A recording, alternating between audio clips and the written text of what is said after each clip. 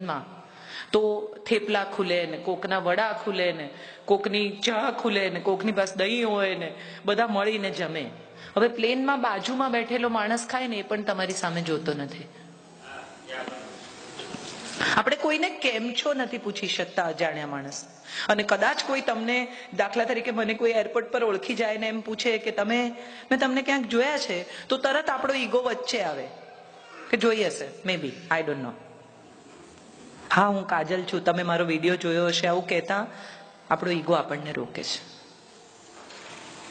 માણસ પોતાની આજે જ હમણાં જ જયભાઈ અહીંયા ગોઠવતા હતા ત્યારે વાત નીકળી તો એમણે કહ્યું કે ઓકવર્ડ લાગે તમે ગોઠવતા હો તો. ત્યારે જયભાઈએ કહ્યું કે જે માણસ પોતાનું કામ કરવામાં નાનમ અનુભવે એ માણસને તો જીવવાનો અધિકાર જ નથી. બહુ મોટી વાત છે. અને હું એમને નવી પેઢીના પ્રતિનિધિ એટલા માટે ગણું છું કે એ આ વાત નવી પેઢીને મારી ઠોકીને કયા જ કરે છે કે એમાં કશું ઓકવર્ડ નથી. પોતાનું કામ કરવામાં શું ઓકવર્ડ છે? આપણી સંસ્કૃતિ છે. આપણે ત્યાં તો બધા જાતે જ કામ કરતા હતા, આપણે ત્યાં તો બધું જાતે જ થતું હતું, આપણે ત્યાં તો સ્ત્રીઓ જાતે જ કરતી હતી. સવાલ એ છે કે આપણે જે સંસ્કૃતિને બચાવવા નીકળ્યા છીએ, આપણે જે કરવા નીકળ્યા છીએ, એમાં ક્યાંક આપણો રસ્તો ભૂલાઈ ગયો છે. આપણે જે વારસો આપવા બેઠા છીએ એ પાસબુકનો વારસો છે. વારસો તો શ્વાસબુકનો આપવાનો છે. નથી જોઈતા છોકરાઓને આ મકાનો, દુકાનો, આ તો 2 મિનિટમાં વાપરી કાઢશે. છોકરાઓને તો સ્મૃતિ આપવાની છે કે પપ્પા સાથે બહુ મજા કરેલી, પપ્પા આવું શીખવતા, મમ્મી આવું કહેતી, મમ્મી આવું બનાવતી, મારી માં જેવી સુખડી કોઈ ન બનાવે. હમણાં જ જયભાઈનું પુસ્તક પ્રકાશિત થયું છે, મમ્મી પપ્પા. મને કોઈકે ગિફ્ટ કર્યું ને મેં વાંચ્યું આખું, એકી બેઠક, એને મને સમજાયું. કેમ? હા, તમે નહીં, મેં તો તમને હમણાં બીજા કોઈકે આપ્યું ત્યારે વાંચ્યું, એમણે આપ્યું ત્યારે નહોતું વાંચ્યું. જો, એ પણ હું સ્વીકારું છું. પણ મેં વાંચ્યું ત્યારે મને સમજાયું કે એમણે કેટલી સંવેદનાથી એમના માતા પિતાની વાત કરી છે. અને એવું ત્યારે થાય કે જ્યારે માતા પિતાએ પણ એટલી સંવેદના આપણામાં રેડી હોય.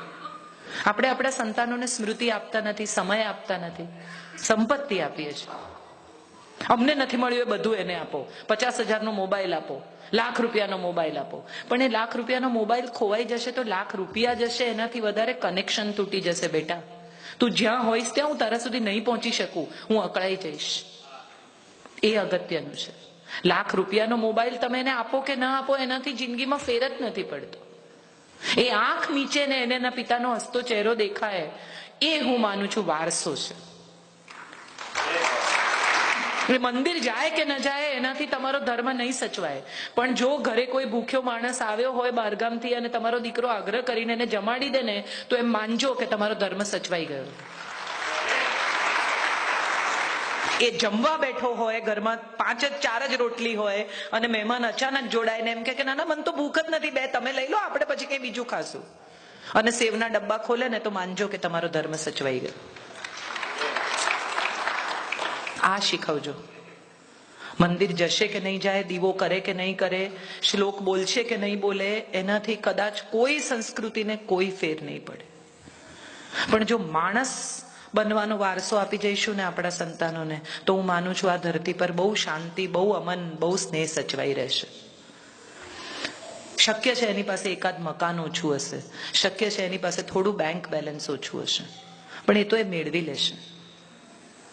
પણ જો એની પાસે હૃદયમાં સંવેદના નહીં હોય, લોકો માટે ઉષ્મા નહીં હોય, એની પાસે મિત્રો નહીં હોય, એના જીવન સાથીને પ્રેમ નહીં કરી શકે, જો એના સંતાનોને વાલ નહીં કરી શકે, તો કેટલો એકલો પડી જશે એનો વિચાર કરજો. હું માનું છું આપણે જે આપવાનું છે ને એ આ વારસો છે. દુનિયામાં ક્યાંય પણ વસો, તમારી ભીતર આ સ્નેહ હશે, તમારી ભીતર આ વાલ હશે, તમારી ભીતર આ સંવેદના હશે ને એ તમારા સંતાનને આપી શકશો ને, તો હું માનું છું તમે એને એટલું બધું આપીને જાઓ છો કે તુજે પ્યાર મિલે ઇતના કે જીવન મેં ના સમાય, પલક બંધ કર લૂં કहीं છલક હી ન જાય. આટલું જ હું માનું છું આપવાનું છે. છેલ્લી મારી વાત કહીને આ વાત પૂરી કરીશ, પછી આપણે જયભાઈને સાંભળીશું. બહુ એક સરસ વાર્તા મને બહુ ગમે છે કે એક શેઠ હતા, એને કોઈ દિવસ બહારગામ જાય નહીં, ક્યાંય જાય નહીં. એના દીકરાને એકવાર એમણે કહ્યું કે મારે બધા વાણોતરોને મળવું જોઈએ યાર, મારે ક્યાંક તો બહાર જવું જોઈએ ને. તો કે હા જાઓ, તમે મળો બધાને. એટલે કે ભાઈ તું ભાતું બધું બરાબર મૂકજે, મને કોઈને ઘેર ખાવાનું ફાવતું નથી. કે ભલે કઈ વાંધો નહીં, બધું મૂક્યું છે. નીકળ્યા.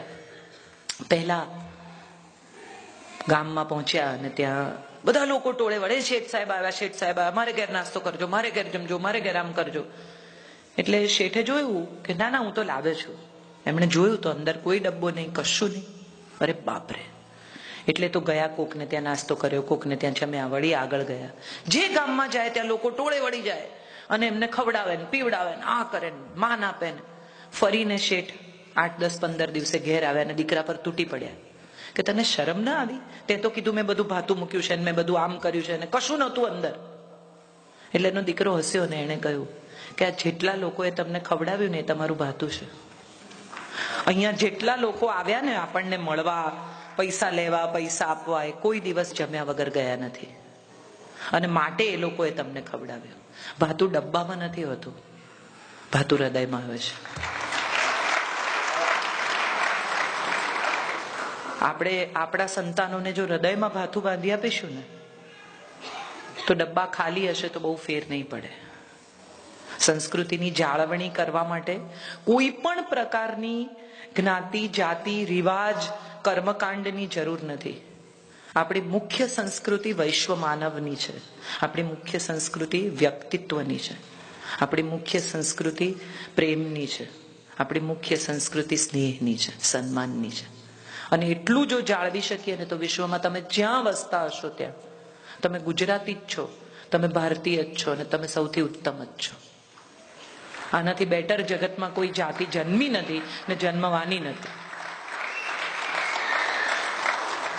બહુ જ આભારી છું ચંદ્રકાંતભાઈની, દિનેશભાઈની, આપ સૌની કે આટલા પ્રેમથી અમને સાંભળ્યા, આટલા વાલથી આટલા ગુજરાતીઓ આટલા ટ્રાફિકમાં આજના દિવસે અહીં સુધી પહોંચ્યા. અને આટલો બધો સ્નેહ જ્યારે પરદેશમાં મળે ને ત્યારે હંમેશા એમ થાય કે ખરેખર આપણે બધા આપણો એક ટુકડો, આપણી એક વ્યક્તિત્વનો ભાગ, આપણી ભાષાની એક છાપ ક્યાંક ને ક્યાંક પહોંચાડતા રહ્યા છીએ. અમારું કામ કર્યાનો સંતોષ થાય છે અમને. આવી રીતે અમેરિકામાં, ઇંગ્લેન્ડમાં, હમણાં લિસ્બનમાં એટલા બધા ગુજરાતીઓ, ત્યારે એમ થાય કે અમે પહોંચી રહ્યા છીએ એ વાતનો સંતોષ છે. માણસ બોલતો હોય અને સામેના લોકો ઊંઘતા હોય અથવા કોઈ ન હોય ને હું અહીંયા એકલી બોલતી હોઉં તો ડોક્ટરને બોલાવવું પડે કે આ બેનનું ગયું એમ. એને બદલે ખીચોખીચ ભરેલો હોલ હોય, બધી આંખો તમને જોતી હોય ને આંખોમાંથી સ્નેહ વરસતો હોય ને તો અમને પણ નકશીક ભીંજાવાનું ગમે. બહુ જ આભારી છીએ તમારા. અત્યંત સ્નેહ, આદર, પ્રેમથી આપ સૌની આભારી છું. આપ સૌમાં રહેલા કૃષ્ણને, ગુજરાતીને, ભારતીયને પ્રણામ કરું છું.